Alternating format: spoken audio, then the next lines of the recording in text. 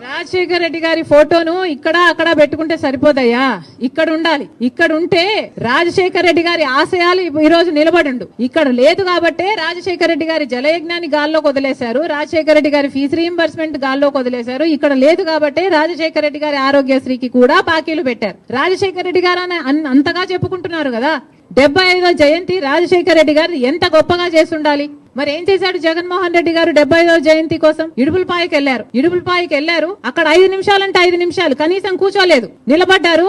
రాజశేఖర రెడ్డి గారికి తూతూ మంత్రం లాగా అక్కడ ఏదో నివాళులు అర్పించామని చెప్పుకున్నారు.